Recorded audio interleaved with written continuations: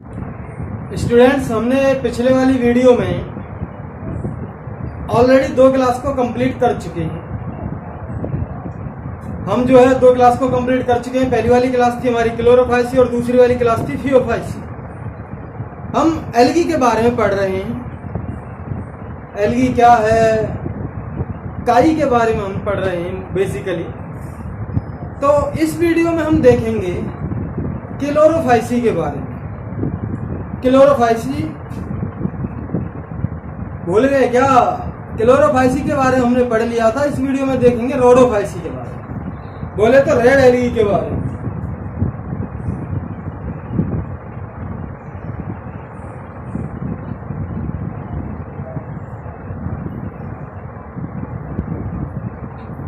Rhodophyceae के बारे में। रोडोफाइसी के जो मेंबर्स हैं, जो एल्गी पाए जाते हैं, वो पीले कलर के पाए जाएंगे। ऐसा है क्या? नहीं भाई। R फॉर रेड और R फॉर रोडोफाइसी। तो members of Rhodophyceae are red colour. वो जो हैं रेड कलर के होते हैं, तो इसलिए हम उनको रेड एल्गी भी कहते हैं।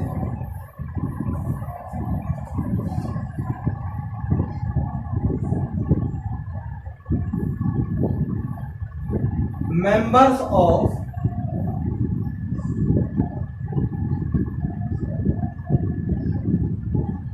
रोडोफाइसी और red colour, hence these are called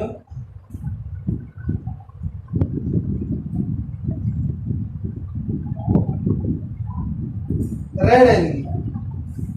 इसीलिए हम इनको क्या कहते हैं? रेड एल्गी कहते हैं। अब ये रेड कलर के क्यों होते हैं भाई? ये भी तो साफ क्लियर स्थिति होनी चाहिए। तो इनमें फोटोसिंथेटिक पिगमेंट जो पाया जाता है, आर फाइकोएरिथ्रिन पाया जाता है। कुछ बुक्स में डायरेक्ट फाइकोएरिथ्रिन लिखा हुआ है। तो इसमें जो रेड कलर वाला जो पिगमेंट पाया जाता है, फोटोसिंथेटिक पिगमेंट, वो आर फाइकोएरिथ्रिन है। वो बहुत ज्यादा पाया जाता है। क्लोरोफिल जो है बहुत कम पाया जाता है। कौन कौन से क्लोरोफिल पाए जाते हैं? क्लोरोफिल ए और डी, ये हमारे क्लोरोफिल पाए जाते हैं। तो आप लिख सकते हैं कि photosynthetic pigment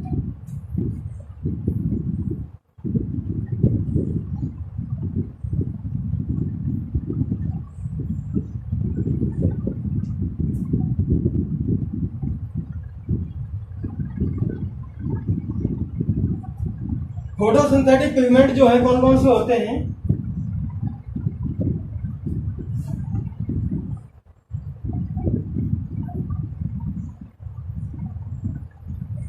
chlorophyll a and d and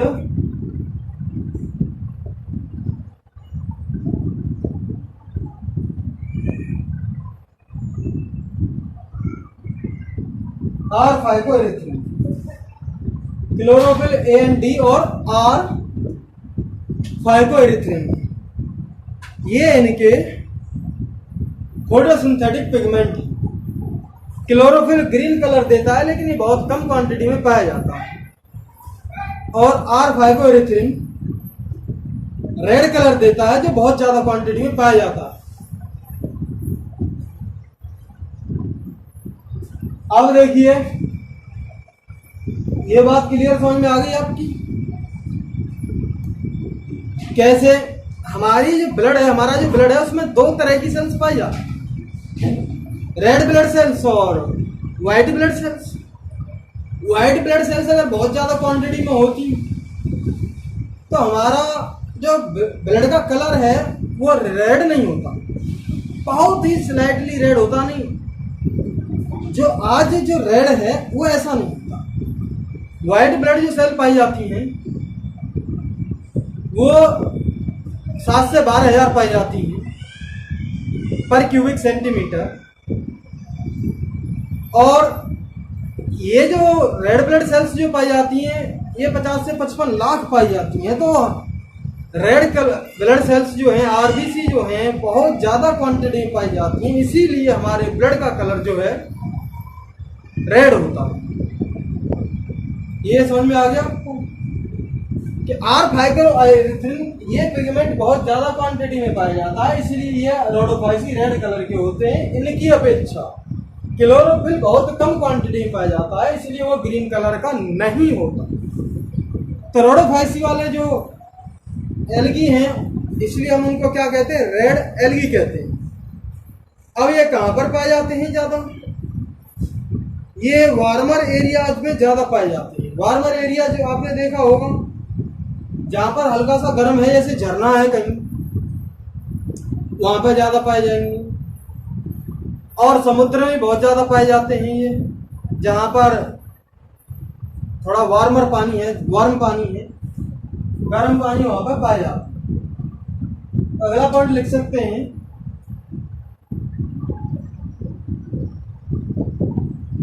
these are mostly present in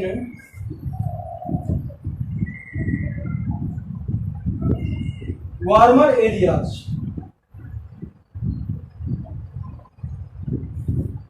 warmer area पे ये पाए जाते हैं और ये दोनों जगह पाए जाते हैं। वाटर की सरफेस पे भी पाए जाएंगे और बहुत ज़्यादा डेप्थ में ही पाए जाते हैं। अगर तीनों में से क्वेश्चन आ जाता है कि सबसे नीचे सबसे ज़्यादा गहराई में समुद्र की में कौन सा एल्गी पाया जाएगा, तो रेड एल्गी पाया जाएगा।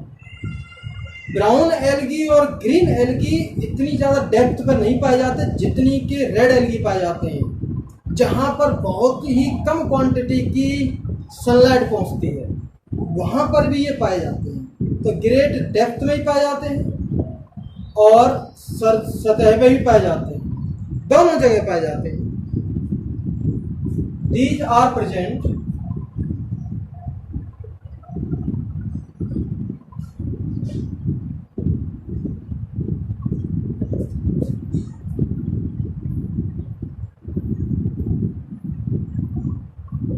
as well as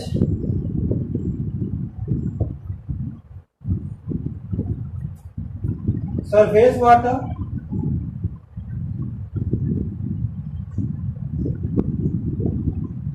और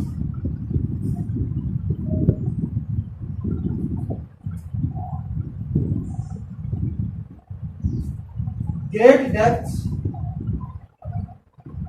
in oceans। समुद्र की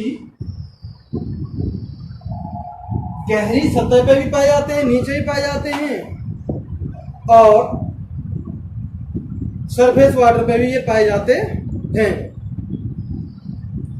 अब बात आती है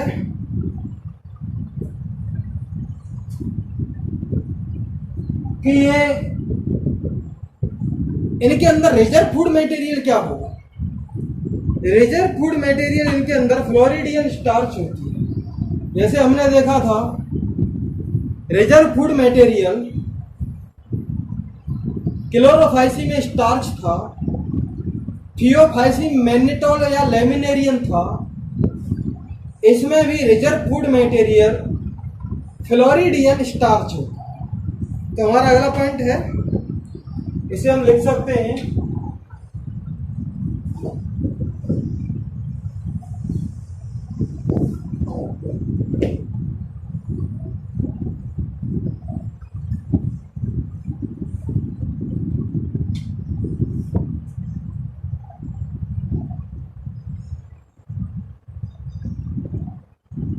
reserve food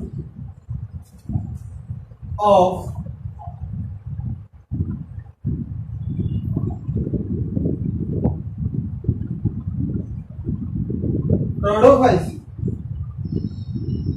रोडोफाइसी का reserve food is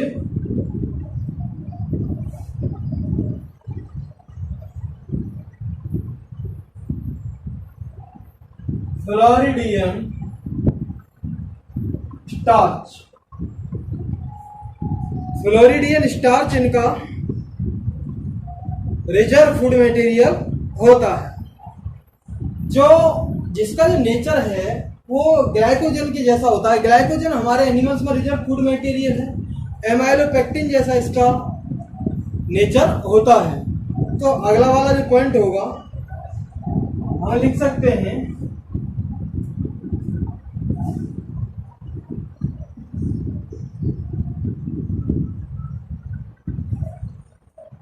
floridean starch is similar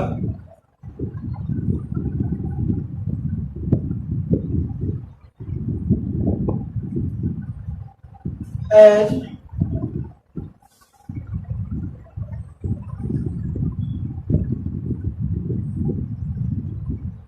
amylopectin and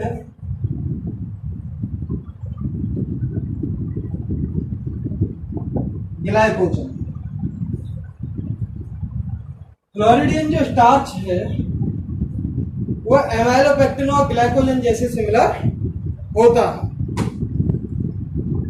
reserve food material हो गया।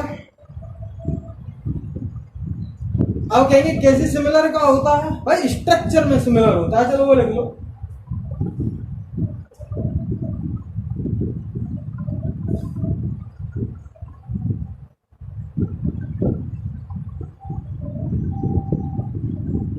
स्ट्रक्चर में सिमिलर होता है, बिहेवियर में सिमिलर, स्वभाव में सिमिलर नहीं होता।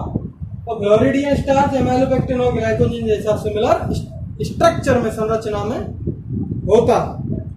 ये बात आ गई। अब बात आ जाती है रिप्रोडक्शन की। रिप्रोडक्शन किससे होगा? मैंने बताया था वेजिटेटिव रिप्रोडक्शन होता है, एसेक्सुअल रिप्रोडक्शन होता है और सेक्सुअल रिप्रोडक्शन होता है। ये नॉर्मली एल्गा में पाए जाते हैं। तो हम रिप्रोडक्शन के बारे में देखते हैं। अगली जो हेडिंग है छोटी सी हमारी, वो किसकी होगी? रिप्रोडक्शन।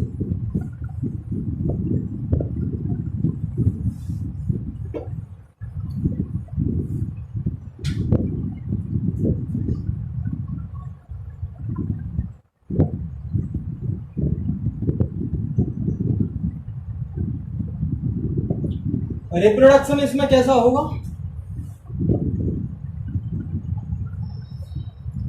वेजिटेटिव रिप्रोडक्शन पहला वाला।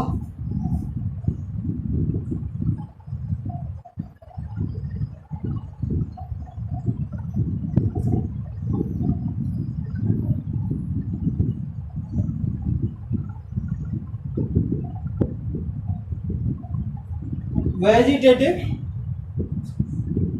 रिप्रोडक्शन किससे हो रहा है? By fragmentation. यानी कोई एल्गी है, जैसे ये छोटे छोटे पार्ट में टूट जाता है और ये हर एक टुकड़ा, ये टुकड़ा भी, ये टुकड़ा भी, ये टुकड़ा मान लीजिए, टुकड़ा ग्रोथ करता रहेगा, ग्रोथ करता रहेगा, बड़ा बना देगा। ऐसे ये टुकड़ा ग्रोथ करता चला जाएगा, बड़ा बना देगा। तो ये नए ऑर्गेनिज्म की तरह काम करते हैं। जब कोई एल्गी टूट फूट जाता है फ्रेगमेंटेशन से, तो वो नया ऑर्गेनिज्म की तरह ग्रोथ करता है और नए ऑर्गेनिज्म की तरह बिहेव करता है। तो उसको हम क्या कहेंगे? वेजिटेटिव रिप्रोडक्शन का fragmentation type bye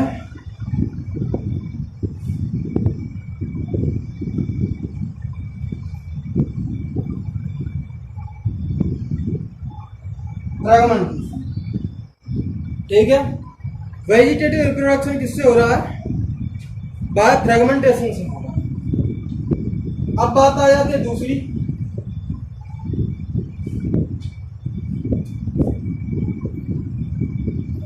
asexual reproduction.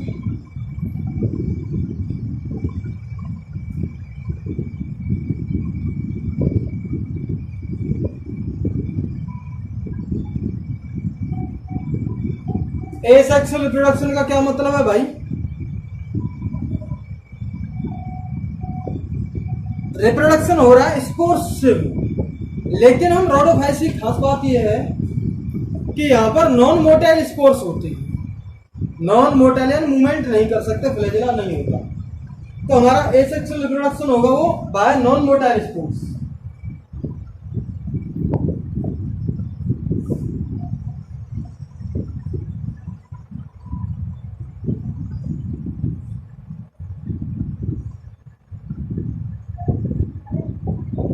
Bye non motile spores. Non motile spores से होगा एसेक्सुअल रिप्रोडक्शन। अब बात आ जाती है सेक्सुअल रिप्रोडक्शन की। सेक्सुअल रिप्रोडक्शन भी हमारा एसेक्सुअल नॉन मोटाइल गैमीट से होता है, यानी कि इसमें जितने भी स्पोर्स पाए जाएं, गैमीट्स पाए जाएं, वो सारे जो हैं नॉन मोटाइल होते हैं। नॉन मोटाइल गैमीट से ये सेक्सुअल रिप्रोडक्शन होता है। ठीक,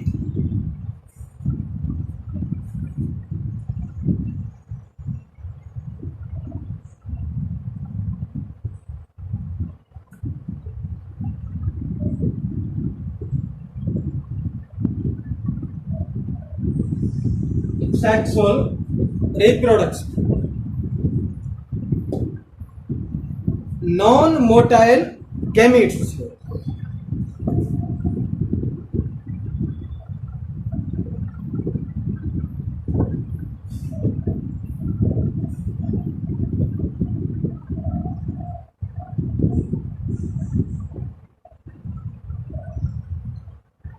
बाय नॉन मोटाइल गैमीट्स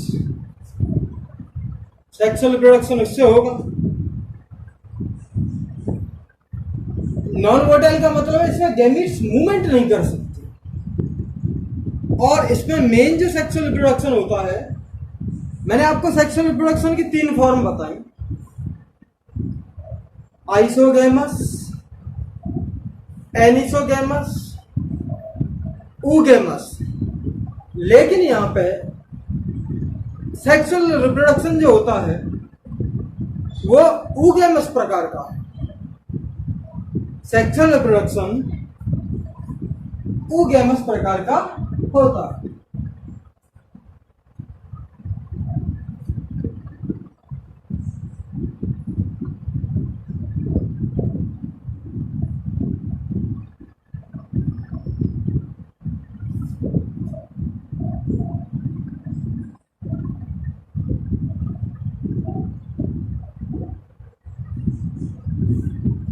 अब यहां पे क्वेश्चन आता है कि मैंने तो आपको बताया था भैया ऊगैमस में फीमेल जो गैमीट होता है वो बड़ा होता है, नॉन मोटाइल होता है, मान लिया स्टेशनरी होता है, वो स्थिर रहता है।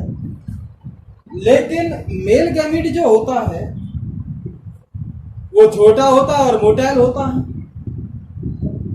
तो ये बात यहाँ पर सही है, मेल गैमीट छोटा होगा और मोटाइल होगा। लेकिन जो है जैसे एनिसोगैमस में पाया जा रहा था दोनों गैमीट मोटाइल हैं, आइसोगैमस में पाया जा रहा था दोनों गैमीट जो है मोटाइल हैं, ये यहाँ पे ऐसा कुछ नहीं पाया जाता है। ये जो गैमीट होते हैं नॉन मोटाइल फॉर्म में होंगे और वो ऊगैमस प्रकार का इसका सेक्सुअल रिप्रोडक्शन होगा। ये मैंने स्टार लगा के लिखा है इंपॉर्टेंट नोट में, या स्टार में का कुछ ध्यान करने लायक ऐसी चीज बना लेना जिससे आप लिख सकें इसको।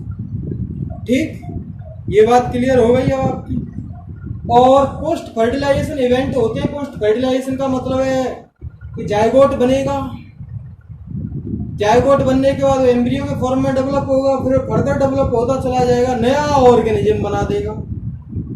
सेक्सुअल रिप्रोडक्शन ये क्लोरोफाइसी की बजाय फियोफाइसी की बजाय इसमें ज्यादा एडवांस होता है। पोस्ट फर्टिलाइजेशन इवेंट्स जो होती हैं वो ज्यादा एडवांटेज होती है। अब कुछ हमारे विद्यार्थी हैं, उनके मन में सवाल गूंज रहा होगा कि भाई पोस्ट फर्टिलाइजेशन इवेंट्स क्या है।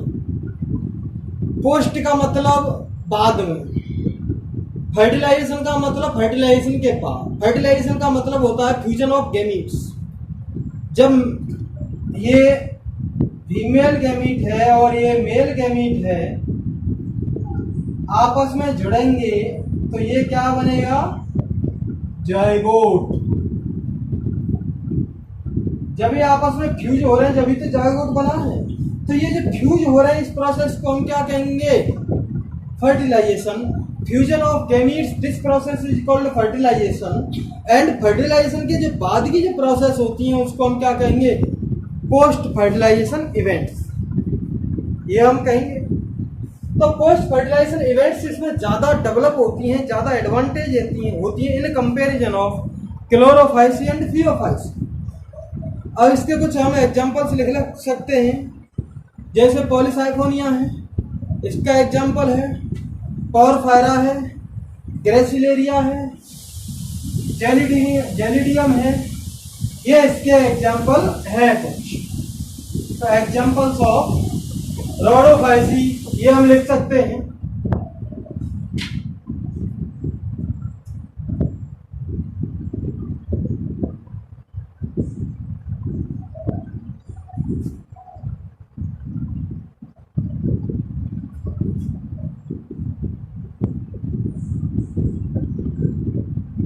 Examples of rhodophysi.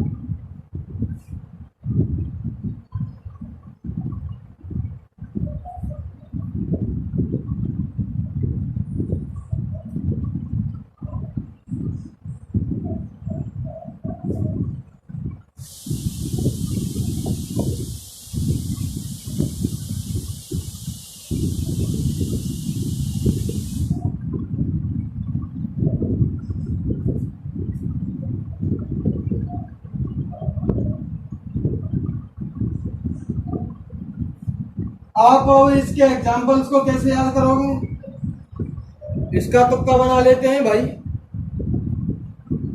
देखिए जब मम्मी मारती हैं तो दो चीज याद आती है, पापा जीजी बचा लो, सब बचा लो मुझे, मम्मी ठुकाई कर रही है, पापा जीजी बचा लो। तो दोस्तों ये हमारा एग्जाम्पल हो गया रोडोफाइसी का। अब तक जो इस वीडियो में हमने देखा है वो रोडोफाइसी के बारे में देखा है, इसके एग्जांपल्स के बारे में देखा, इसके रिप्रोडक्शन के बारे में देखा, इसका हमने रिजर्व फूड मटेरियल जाना, ये कहाँ पाए जाते हैं, वार्म एरियाज में पाए जाते हैं, समुद्र की सतह पर ही पाए जाते हैं और बहुत ज़्यादा नीचे भी पाए जाते हैं। इसके बारे में हमने जाना, यानी कि रोडोफाइसी के बारे में हमने जानकारी ली इस वीडियो में। तो ये बात हमारी रोडोफाइसी खत्म हो गया है। एल्गी जो है पहला जो ग्रुप है एल्गी, वो हमारा खत्म हो गया है। प्लांट किंगडम के बारे में पढ़ रहे थे और एल्गी के बारे में पढ़ रहे थे, अब एल्गी को हमने खत्म कर दिया। आगे से जो हमारा चलेगा वो ब्रायोफाइटा चलेगा। नेक्स्ट वीडियो जो आपको मिलेगी वो ब्रायोफाइटा की मिलेगी। तो दोस्तों एक बार की बात है, एक स्टोरी में आपको सुना देता हूं जिससे कि आपको थोड़ा प्रेरणादायी हो। कि एक बार एक गांव था और उस गांव में एक किसान था, उसके पास गधा था, और जब गधा बहुत ज्यादा वृद्ध सा हो गया तो किसान ने सोचा कि अब मेरे काम का नहीं रहा है, अब ये काम नहीं कर पाएगा मेरा ज्यादा, तो उसने सोचा कि क्यों न इसको दफना दिया जाए। उसने अपने बेटों को साथ लिया और कहा कि भाई इसे दफना देते हैं। बेटों ने कहा मार तो ले पहले, कि नहीं जीव हत्या अब हम पे देखी नहीं जाएगी, कैसे मारेंगे, ऐसे एक काम करते कुएं में डाल देते हैं, ऊपर से मिट्टी डालते चले जाएंगे, अपने आप मर जाएगा दब के। उन्होंने कहा ठीक है। तो बेटे और किसान और उसके बेटे उस गधे को जंगल में ले गए। जंगल में कुआं था और ऊपर से गधे को कुएं में डाल दिया। अब आसपास से उन्होंने कहा देखना नहीं, मिट्टी डालते चले जाओ, क्योंकि हमें इसे मरता हुआ नहीं देखना चाहते, हम इसे मरता हुआ नहीं देखना चाहते। ऊपर से वो मिट्टी डालते जा रहे थे। अब गधा क्या करता, जो मिट्टी आती उसके पास ऊपर आती, सिर पे कमर पे आती, इधर उधर गिरती, तो वो जो उसके ऊपर जो मिट्टी गिरती थी तो वो उससे कमर को इधर उधर हिला देता था, मिट्टी नीचे गिर जाती थी और उसी मिट्टी पे चढ़ जाता, जहां मिट्टी ज्यादा होती चढ़ जाता था। और इस तरह किसान और उसके बेटे मिट्टी डालते चले गए।